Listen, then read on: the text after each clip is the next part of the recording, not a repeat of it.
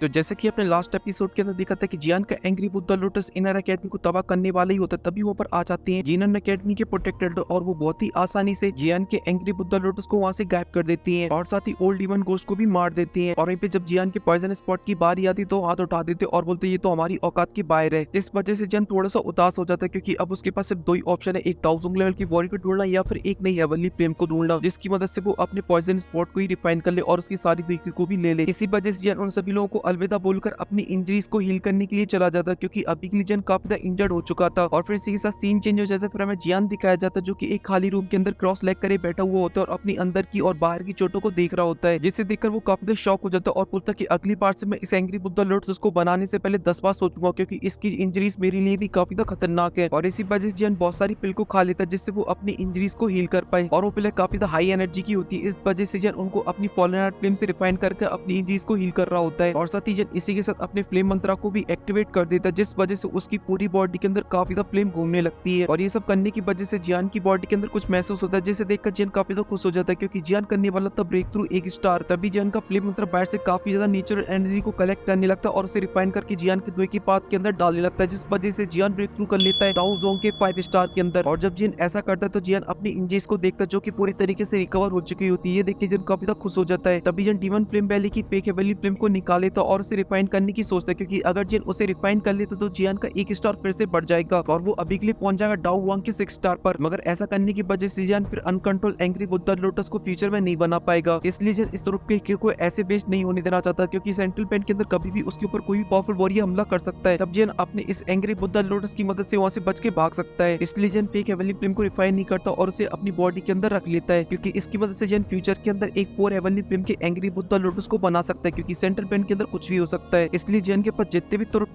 के होंगे उसका उतना ही ज्यादा फायदा होगा फ्यूचर में। इसी वजह से जियान को याद आ जाती अपने भाई के द्वारा दी गई 6 जॉइंट रूलर टेक्निक का। मगर जियान को उस टेक्निक को सीखना तो उसे एक ऐसी जगह को ढूंढना होगा जहाँ पर टेम्परेचर काफी ज्यादा हाई हो और साथ ही वहाँ पे कोई आता जाता भी ना हो। इस वजह से जियान ऐसी प्लेस के बारे में सोचने लगता है और कुछ ही देर बाद उसे कुछ याद आ जाता है और बहुत ही जोश के साथ बोलता है कि ट्रेनिंग टावर का मैग्मा वर्ल्ड जहाँ पर मैंने अपनी मशीन को चलाया था पहली बार, जो कि काफी बड़ा मैग्मा वर्ल्ड है और उसकी जो एनर्जी वो भी काफी ज्यादा प्योर है। अगर मैं वहाँ पे ट्रेनिंग करता हूँ तो मेरी फिजिकल स्ट्रेंथ भी काफी ज्यादा बढ़ जाएगी और साथ ही मैं वहाँ पर अच्छे से प्रैक्टिस भी कर सकता हूँ एक जॉइंट रूलर टेक्निक की। और ये सब सोचते ही जियान वहाँ से पहली फुर्सत में निकल जाता है फर्स्ट एल्डर के पास और उनसे मिलते ही उन्हें सारे प्लान के बारे में बता देता है। जैसे सुनते ही फर्स्ट एल्डर काफी शॉक हो जाते हैं और बोलते तुम पागल वागल तो नहीं हो गए हो, तुम फिर से उस मैग्मा वर्ल्ड के अंदर जाना चाहते हो? पिछली बार जब तुम गए थे तुम ऑलमोस्ट मरने की कतार पे पहुंच गए थे और फिर भी तुम उधर जाना चाहते हो क्योंकि फर्स्ट एल्डर थोड़ा बहुत उस मैग्मा वर्ल्ड के बारे में ऑलरेडी जानते थे जब थोड़ी सी भी सूरज की किरण नहीं पहुंचती और साथ ही वहाँ की जो एनर्जी वो काफी ज्यादा अग्रेसिव है, इस वजह से वो किसी को भी डैमेज कर सकती है। वहाँ पर तो एक डाउजोंग भी सर्वाइव नहीं कर सकता, वो भी मारा जाएगा। इस वजह से फर्स्ट एल्डर बोलते ना मुन्ना ना, मैं वहाँ पे जाने की परमिशन तो मैं नहीं दूंगा। ये सुनती है अपना टर्की वाला मोड को हटाकर एक मासूम वाला मोड को एक्टिवेट कर लेता और फर्स्ट एल्डर से बोलता है फर्स्ट एल्डर मैं बहुत ही अच्छे से जानता हूँ कि मैग्मा वर्ल्ड के अंदर जो एनर्जी है वो बहुत ही ज्यादा अग्रेसिव है और वो हमला कर देती है। मगर एक बात आप भली बात ही जानते हो कि वो एनर्जी एक फायर एनर्जी, इस वजह से आपको भी पता है कि मैं भी एक फायर एनर्जी का कल्टीवेटर हूँ और इसी वजह से अगर मैं वहाँ पर जाकर प्रैक्टिस करता हूँ तो मेरी कल्टीवेशन काफी ज्यादा फास्ट हो जाएगी और साथ ही वो कितनी भी अग्रेसिव एनर्जी क्यों ना बनी रहे मगर मेरे पास फॉलन आर्ट फ्लेम है, इस वजह से वो मेरा कुछ भी नहीं बिगाड़ सकती है। ये सब सुनने के बाद फर्स्ट एल्डर थोड़ी देर सोचते और बोलते अच्छा बेटा तो ये बात है, फिर ठीक है, अगर तुम इतनी ज्यादा जिद कर रहे हो तो फिर मैं तुम्हें वहाँ पे जाने की परमिशन देता हूँ, मगर एक बात का ध्यान रखना, तुम उस मैग्मा वर्ल्ड को जितना हल्के में लेने की सोच रहे हो तो वो तुम्हारी सोच से कई गुना ज्यादा खतरनाक है। मगर जब तुम उस मैग्मा वर्ल्ड के अंदर चले जाओगे तब मैं अपने कुछ इनर एकेडमी के एल्डर को यहाँ पे खड़ा कर दूंगा तुम्हारी रक्षा के लिए क्योंकि वो भी एक फायर कल्टीवेटर होंगे। तो ये सुनती जियान फर्स्ट एल्डर को ग्रीट करते और थैंक यू बोलते और फिर ट्रेनिंग टावर के नीचे जाने लगता है जहाँ पर फर्स्ट एल्डर जियान से एक स्माइल के साथ बोलते लड़के तुम सच में इनर एकेडमी के सबसे बेकार स्टूडेंट हो क्योंकि तुम यहाँ के एक भी रूल्स को फॉलो नहीं करते हो, तुम सिर्फ वही चीजें करते हो जो कि इनर एकेडमी के रूल्सों के खिलाफ है। तो ये सुनती जियान एक हरामियों वाली स्माइल दे देता और ट्रेनिंग टावर के नीचे जाने लगता है जहाँ पर जियान नोटिस करता है ट्रेनिंग टावर के अंदर स्टूडेंटों की जो संख्या वो अभी के लिए काफी ज्यादा कम हो चुकी है और जो भी ट्रेनिंग टावर के अंदर स्टूडेंट है वो भी सभी के सभी फायर कल्टीवेटर है जो कि मैग्मा वर्ल्ड की एनर्जी से कल्टीवेशन कर रहे हैं। मगर वो जैसे जियान और फर्स्ट एल्डर को देखते वो खड़े हो जाते और उन दोनों को बहुत ही इज्जत के साथ ग्रीट करती हैं और जो वहाँ पे लड़के थी उनकी नजर तो जियान के ऊपर से हटी नहीं होती क्योंकि जियान को देखकर वो एकदम से फ्लैट हो चुकी होती है क्योंकि उन्हें कुछ दिन पहले जो जियान का स्वैग देखा था वो तो उनका सपनों का राजकुमार भी नहीं कर सकता था। मगर फर्स्ट एल्डर और जियान वहाँ पे नहीं रुकते और वो पहुंच जाते ट्रेनिंग टावर के बिल्कुल लास्ट वाले फ्लोर पर जहाँ पर था मेन डोर मैग्मा वर्ल्ड के अंदर जाने का, जो कि हमेशा बंद ही रहता था फॉलन आर्ट फ्लेम को रोकने के लिए। मगर अभी के लिए फॉलन आर्ट फ्लेम नहीं है, इस वजह से फर्स्ट एल्डर उस मैग्मा वर्ल्ड के डोर को खोल देती है और जैसे वो मैग्मा वर्ल्ड के गेट को खोलते उसमें से निकलती भयानक मैग्मा वर्ल्ड की एनर्जी जो कि काफी ज्यादा होती है, जिसे देखते फर्स्ट एल्डर जियान से बोलते कि जियान तुमने हमारे ऊपर बहुत ही बड़ी मेहरबानी की इस फॉलन आर्ट फ्लेम को लेकर, क्योंकि मुझे हमेशा हमेशा ये डर लगा रहता था कि कभी भी फॉलन आर्ट इस सील्ड को तोड़कर बाहर निकल आ सकती और हमारी पूरी जीनन अकेडमी को तबाह कर देगी। मगर अब हमें इस बात का कोई भी डर नहीं है। मगर जिन ये बात बहुत ही अच्छे से जानता था कि ट्रेन टावर अब पहले जैसा ट्रेन टावर नहीं बचा है, क्योंकि फॉलन आर्ट पे अब यहाँ पर नहीं है। इस वजह से फ्यूचर में जो इनर अकेडमी की वैल्यू होगी वो काफी तक कम हो जाएगी। इस वजह से जियान फर्स्ट एल्डर से बोलते कि फर्स्ट एल्डर आप बिल्कुल भी चिंता मत करो, मैं आपसे प्रॉमिस करता हूँ कि इस ट्रेन टावर के अंदर जो फॉलन आर्ट फिल्म है वो पहले जैसी कर दूंगा, उसके लिए मुझे कुछ भी क्यों ना करना पड़े। ये सुनकर फर्स्ट एल्डर एक निराश वाली स्माइल कर देती, क्योंकि उन्हें पता था कि अब ये पहले जैसा तो नहीं हो सकता है, क्योंकि अब जो ट्रेन टावर की फॉलन आर्ट फिल्म है अब वो जियान के पास है। मगर फर्स्ट एल्डर जियान से फॉलन आर्ट फिल्म को वापस तो नहीं ले सकते, क्योंकि जियान का जो कल्टीवेशन है वो मेनली हेवनली फिल्म के ऊपर ही डिपेंड है। इस वजह से जियान चाहकर भी कुछ नहीं कर सकते। और फिर फर्स्ट एल्डर और जियान आगे चले जाते उस गेट से, जहाँ पे थोड़ी दूर चलने के बाद उस जगह पे पहुंच जाते जहाँ पर उस मैग्मा वर्ल्ड के जाने के लिए होल था, जिसमें से काफी भयानक मैग्मा वर्ल्ड की एनर्जी निकल रही होती है, जिसे फील करते ही फॉलन आर्ट फिल्म को काफी अच्छा फील होने लगता है। मगर वहीं पे फर्स्ट एल्डर को उस एनर्जी से काफी प्रॉब्लम हो रही होती है, क्योंकि वहाँ का टेम्परेचर काफी बढ़ चुका होता है। तभी वो जियान से बोलते जियान देख लो एक बार, क्योंकि यहाँ का जो टेम्परेचर है वो इतना ज्यादा पॉपुलर, अगर तुम मैग्मा वर्ल्ड के अंदर गए तो वहाँ का टेम्परेचर तो पता ही नहीं कहाँ पहुंच जाएगा। तो ये सुनकर जियान बोलते कि फर्स्ट एल्डर आप बिल्कुल भी चिंता मत करो, मेरे पास दो हेवनली फिल्म है और फॉलन आर्ट फिल्म तो यहीं पे पैदा हुई है, इस वजह से ये मैग्मा वर्ल्ड का टेम्परेचर मेरा घंटा कुछ नहीं बिगाड़ सकता है। तो ये सुनकर फर्स्ट एल्डर बोलते अगर ऐसी बात है फिर ठीक है, तुम यहाँ पे प्रैक्टिस कर लो, मगर एक बात का ध्यान रखना, तुम यहाँ पे ज्यादा लंबे टाइम तक प्रैक्टिस मत करते रहना, क्योंकि सिलिन यहाँ से कुछ ही टाइम बाद अपनी बोरी बिस्तरा उठाकर निकल जाएगी सेंट्रल प्लान के लिए। इसी वजह से उसके जाने से पहले तुम्हें इससे बाहर आ जाना। तो इसे उनकी जान भी हमें सिर ला दे। तभी फर्स्ट एल्डर बोलते कि अब तुम जाकर प्रैक्टिस कर सकते हो, और बाकी की रही बात मैं तुम्हारी भाई और लिटिल फेरी डॉक्टर को जाके बता दूंगा इन सभी चीजों के बारे में, जिस वजह से वो तुम्हारी चिंता ना करे। और साथ ही मैं इनर अकेडमी के कुछ फायर कल्टिवेटरों को भी यहाँ पे लगा देता हूँ, जिससे वो तुम्हारे ऊपर नजर रखेंगे। अगर तुम्हें कुछ होता है तो वो आकर मुझे इन्फॉर्म कर देंगे और मैं झट से आकर तुम्हें यहाँ पे बचा ले जाऊंगा। ये सुनती जियान बता रही फर्स्ट एल्डर अब क्या रुलाओगे इतना सब करके। और तभी फर्स्ट एल्डर उस मैग्मा वर्ल्ड की छेद के ऊपर लगी सील्ड को हटाने लगती अपनी दुईकी की मदद से। जैसे छेद होता है जियान उसके अंदर टप से जंप मार देता है और पहुंच जाता है उस मैग्मा वर्ल्ड के अंदर, जहाँ पर किया था उसने क्वीन मेडुसा का कांड, अरे मतलब फॉलन आर्ट फिल्म को लिया था। और फिर जियान अच्छे से उस मैग्मा वर्ल्ड को देखने लगता है, जहाँ पर जियान को सारी पुरानी फ्लैशबैक याद आ रहे होते, जहाँ पर उसे वो जगह याद आ जाती है जहाँ पे जियान ने कंटिन्यू 2 घंटे तक दपा फॉलन आर्ट फिल्म में अटैक दिए थे। मतलब कोई भी गलत मत समझना। और फिर जियान उसी स्टेज के ऊपर आ जाता है जहाँ पे जियान ने अपनी लाइफ की सबसे बड़ी खुशी को पाया था, जहाँ पर वो पिछली बार लेट कर कल्टीवेशन कर रहा होता है, मगर इस बार वो क्रॉस लेग करके उसके ऊपर ही बैठ जाता है। मगर वहाँ का जो टेम्परेचर था वो काफी हाई होता है, इस वजह से जियान की बॉडी से उसकी ग्लेस फ्लेम बाहर निकल आती है और जियान की बॉडी को चारों तरफ से कवर कर लेती है। इस वजह से जो मैग्मा वर्ल्ड का टेम्परेचर होता है वो जियान की बॉडी तक नहीं पहुंच पा रहा होता, क्योंकि जियान की हेवनली फ्लेम का टेम्परेचर उससे कई गुना ज्यादा था। तभी जियान उस मैग्मा वर्ल्ड को देखती हुई बोलता है ये मैग्मा वर्ल्ड मेरी सोच से कई गुना ज्यादा खतरनाक है, क्योंकि मेरी जगह पे अगर यहाँ पर कोई और वॉरियर होता तो वो जल के राख हो जाता, क्योंकि इस मैग्मा के अंदर से जो हीट वेव्स निकल रही अगर वो किसी वॉरियर की बॉडी के अंदर चली जाती तो वो एक पॉइजन का काम करेंगी और उसे पूरी अंदर से जला के राख कर देंगी। मगर ये हीट वेव मेरा कुछ भी नहीं बिगाड़ सकती, क्योंकि मेरी बॉडी के ऊपर एक ग्लेस फ्लेम की सीट जो कि इसे अंदर घुसने ही नहीं देगी। इसलिए मुझे इन सभी बातों पे इतना ज्यादा ध्यान नहीं देना चाहिए और मुझे प्रैक्टिस करना चाहिए अपनी टेक्निक को। ये बोलती जियान अपनी स्पेस स्ट्रिंग से एक स्क्रॉल को बाहर निकाल लेता, जो कि होता है 6 बॉडी जॉइंट रूलर टेक्निक, जिसे देखती जियान बोलता है ये वाली टेक्निक मेरी फायर स्पिरिट सुनामी से भी ज्यादा पावरफुल है, इस वजह से मुझे इसे किसी भी कीमत पे सीखना होगा। और ये बोलती जियान अपनी स्पिरिचुअल स्ट्रेंथ उस स्क्रॉल के अंदर डाल देता, जिस वजह से वो स्क्रॉल खुल जाता है और जियान उसे रीड करने लगता है, जहाँ पे जियान के चारों तरफ स्क्रॉल के लेटर घूमने लगते और जियान उन्हें रीड करने लगता। तभी जियान के सामने एक बॉडी बनने लगती है जो कि एक रेड कलर के ऑरे से बन रही होती है, जिसे देखकर जियान काफी ज्यादा शॉक हो जाता है। तभी जियान बोलते कि इस तरीके की टेक्निक को सीखना बहुत ही ज्यादा आसान होता है और वहीं पे जियान की जो पूरी स्पिरिचुअल स्ट्रेंथ होती है उस स्क्रॉल के अंदर चली जाती है, जिस वजह से जियान एक अलग डायमेंशन के अंदर पहुंच जाता है जहाँ पे चारों तरफ लावा ही लावा होता है। तभी उस लाबी के अंदर से एक बंदा बाहर निकलता है जिसने येलो कलर की ड्रेस पहन रखी होती है और उसके हाथ में एक मेटल रूलर स्वॉर्ड, जिसे देखती जियान एक ही बार में पहचान जाता है और बोलते ही वाली जो हैवी रूलर स्वॉर्ड है वो मेरी स्वॉर्ड के बराबर की नहीं है, ये उसके कंपैरिजन में काफी ज्यादा हल्की है। और साथ ही जियान ये बात को भी बहुत ही अच्छे से जानता है कि सामने खड़ा हुआ जो बंदा है वो कोई और नहीं, वो ही है इस टेक्निक का मेन ओनर। तभी बंदा एक लावे के अंदर पैर मारता है, जिस वजह से वो आसमान में चला जाता है और जो लावा होता है वो चारों तरफ फैल जाता है और वो लावा उसके ऊपर चारों तरफ से हमला कर देता है। वो बंदा अपनी स्वॉर्ड से उन लावा के पिलरों को तोड़ने लगता है, जो कि एकदम स्लो मोशन में दिखाई दे रहा होता है, जिस वजह से जियान बहुत ही अच्छे से टेक्निक को देख रहा होता है। और साथ ही वो काफी ज्यादा हैरान भी था, क्योंकि जो सामने वाला बंदा था वो अपनी हैवी रूलर स्वॉर्ड की मदद से सारी लावा को हटा रहा होता है, जहाँ पर वो 1% भी अपनी दुकी का यूज नहीं कर रहा होता है। वो सभी मैग्मा के अटैकों को अपनी रूलर टेक्निक से रोक रहा होता है, जिस वजह से उसके सामने एक सील्ड फॉर्म हो जाती है और इस वजह से मैग्मा की एक बूंद भी उसकी बॉडी तक नहीं पहुंच पा रही होती है। और ये सब देख के जियान एकदम फ्लैट हो चुका होता है, क्योंकि इस तरीके की टेक्निक तो उसने आज से पहले नहीं देखी थी, क्योंकि आज से पहले उसने अपनी हैवी रूलर स्वॉर्ड से बस गोल गोल रानी कितना कितना पानी खेला है, मगर वो अगर उसे एक फॉर्मेशन की तरह यूज करे तो उसे एक सील्ड की तरह भी यूज कर सकता है। और इसी वजह से जियान एकदम टकटकी लगाए हुए उसे देख रहा होता है। तभी अचानक से वहाँ पर किसी की आवाज आती और बोलता है दोस्तों इस वीडियो को यहीं पे खत्म करना होगा, क्योंकि मेरी अभी के लिए थोड़ी सी हालत खराब है, मगर आप लोग बिल्कुल भी चिंता मत करो, इसका जो सेकंड पार्ट है जो कि क्यूट लव फ्रीलैंड के ऊपर आएगा उसके अंदर हम लोग सभी चीजों को एक्सप्लेन करेंगे, जहाँ पे जियान को हम लोग ये टेक्निक भी सिखाएंगे, साथ ही जियान को ले जाएंगे मैग्मा वर्ल्ड के अंदर भी। मगर फिलहाल के लिए इस वीडियो में सिर्फ इतना ही। अगर आपको वीडियो पसंद आई तो प्लीज लाइक कर देना, साथ ही चैनल को भी सब्सक्राइब कर देना। मैं मिलता हूँ आपसे नेक्स्ट वीडियो में, तब तक के लिए बाय।